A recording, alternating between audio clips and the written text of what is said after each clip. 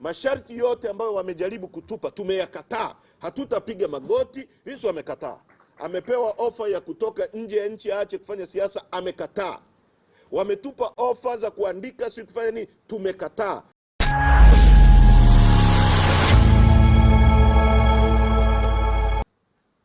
Nataka nichukue pia nafasi hii kwa niaba yenu kuwashukuru wanachama wa chama chetu nchi nzima kwa uvumilivu wao na moyo wa kujitolea na kwa jinsi ambavyo wamesimama imara.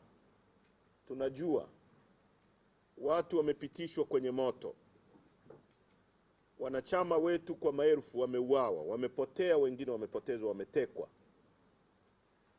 Lakini watu wetu wamezidi kuwa imara hata katika kipindi kigumu hiki, wakiamini kwamba chama chetu ndio chama pekee kinachoweza kubadilisha hali hii, hali ya maisha yao wenyewe, hali ya maisha ya nchi yetu, uchumi wa nchi yetu na haki katika nchi yetu.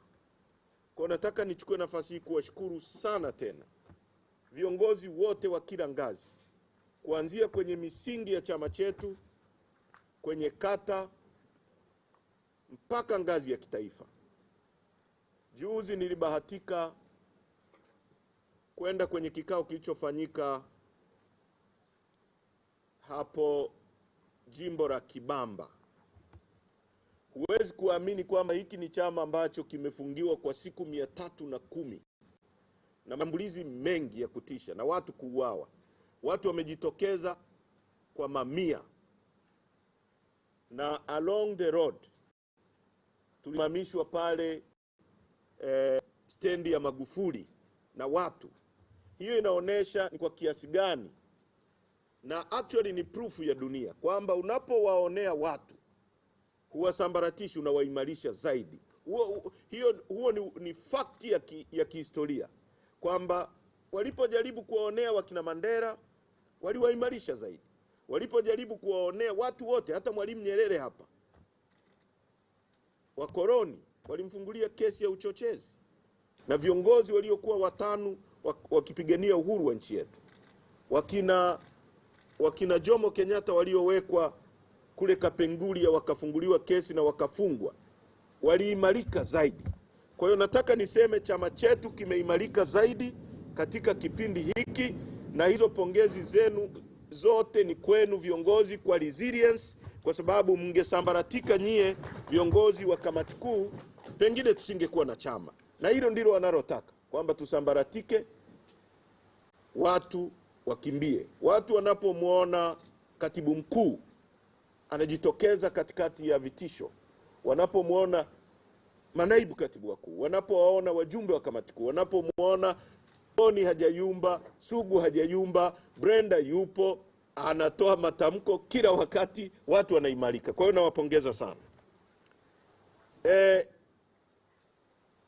Nchi na dunia inasubiri kwa hamu sana kujua mwelekeo wa nchi yetu, na mwelekeo wa nchi yetu unatoka humu. Nataka niliseme ili kwa uzito mkubwa muelewe kwamba hapa mlipokaa hatima ya nchi yetu iko mikononi mwenu. Kwa hiyo mjue uzito wa majukumu mnayobeba.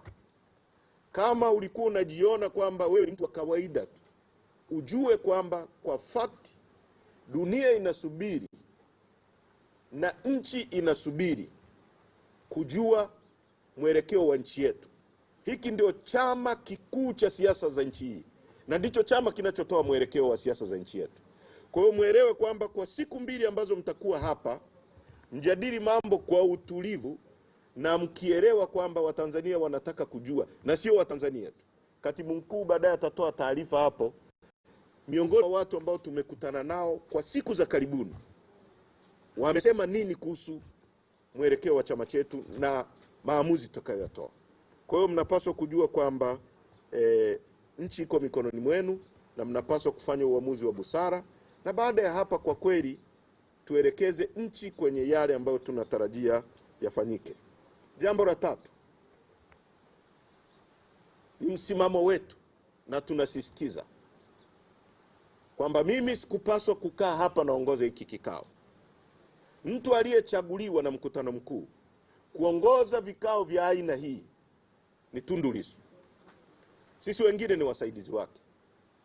Tunaitaka serikali dhalimu ambayo haijachaguliwa na wananchi imwachie Tundu Lissu mara moja. Na hii ni kauli ya chama chetu, ni kauli ya mkutano mkuu, ni kauli ya wanachama wote. Lolote litakalompata Tundu Lissu akiwa mikononi mwa hao watu haitaeleweka, haitakubalika. Kwa tunasisitiza kama tulivyosema tena na tena kwamba tunataka Lissu aachiwe mara moja, kwa sababu hana kosa. Kutumia court processes kuonea watu, kwenda kupaki kesi mahakama ya rufani ili kunyima haki. Justice delayed is justice denied. Kwa mwaka mzima kesi kubwa yenye mwelekeo wa nchi imekuwa stalled, mahakama wanapiga danadana. Maana yake ni kwamba ni kupoteza muda na kutaka Lissu apige magoti, na kwa niaba yenu na kwa niaba ya chama chetu, masharti yote ambayo wamejaribu kutupa tumeyakataa. Hatutapiga magoti. Lissu amekataa. Amepewa ofa ya kutoka nje ya nchi aache kufanya siasa, amekataa. Wametupa ofa za kuandika sisi tufanye nini, tumekataa. Na narudia mbele ya wajumbe wa kamati kuu, tunataka Lissu aachiwe unconditionally, aje kuendesha chama hiki kwa sababu yeye ndiye aliyechaguliwa kama kiongozi wetu.